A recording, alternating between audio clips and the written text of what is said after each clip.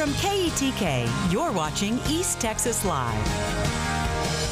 Welcome back. Joining me now is Daniel with Jesus Jams, and he's here to get us ready for the Noonday Harvest Market. Thank you for being here. Glad to be here. Happy to be here. Happy to be back again. Yes, you know, you've become a favorite around the newsroom. Well, thank you guys. I love it over here. Yes. Y'all are awesome. Well, first off, you know, tell us a little bit about the Noonday Farmers Market and how things have been going this season. Well, it's been really, really busy.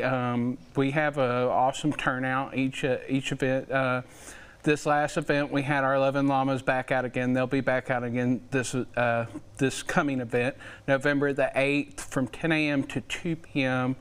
We are located at 662 County Road, 196, Tyler, Texas, 75703. It's right next door to City Hall and across from First Baptist Noonday and right behind the Blue Store on 155. So we have a lot of good turnout. Yes, and so tell me a little bit about this Harvest Festival market that y'all kind of have going on. Well, you know, the Harvest Market Festival is a little bit different. We're getting into that cooler weather, so it's a lot nicer to be out. We have a lot of vendors that come out this time of year that don't come out during the summer or the springtime because it's just too hot. We have a lot of vendors that are new to us that are coming this next week.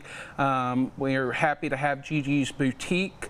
Noonday Coffee, of course, will be there. Noonday Picante is one of our big staples out in Noonday, and we love Bobby. He was on City Council for years.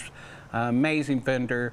Then we have wonderful artisans and tons of vendors that do different crafts and stuff. So we're just happy to have a pretty wide variety. As we go into the harvest and Christmas, it's a much wider variety because a lot of people that don't come out during summer will come out during the cooler weather. So yes, and I know farmers markets usually end after the summer, so why kind of continue it throughout the year? Well, you know, this was really a way to not only plug Noonday and the Noonday community.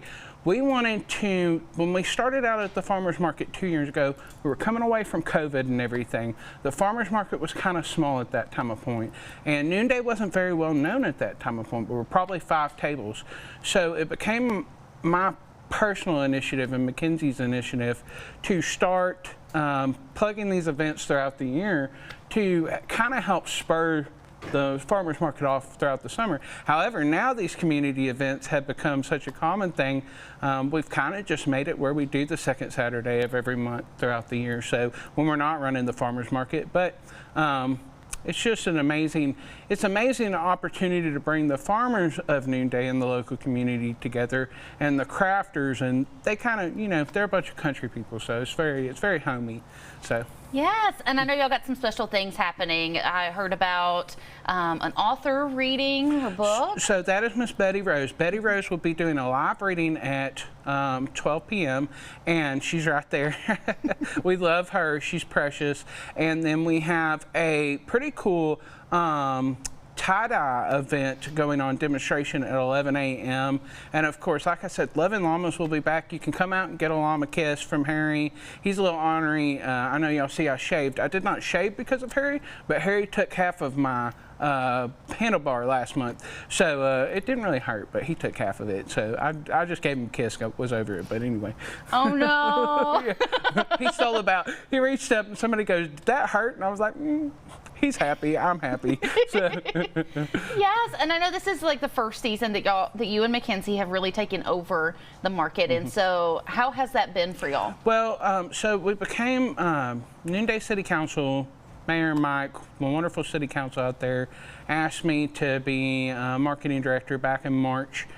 We had kind of done from about August of last year till then as kind of a trial run to see if the community markets were even going to take off. Well, people got behind it, and a lot of people say it's me, but really, honestly and truly, all the glory goes to Jesus. I couldn't do this without Jesus. I can't do it without my vendors. I can't do it without the local community. It really is not a one-man team. And like I said, I prefer this time of the year anyway, the cooler time of the year. I'm a big guy, so it's hard to be in East Texas and not have hot weather. Anyway, this time of year is just, it's more of a flowy time of the year. Everybody's just kind of happy because you're not getting, you can bundle up if you have to. Yes. Well, Daniel, thank you so much for joining us. Thank you for having me. Glad to be here. Thank you, guys. Yes. Well, for more information, go to that website right there on your screen.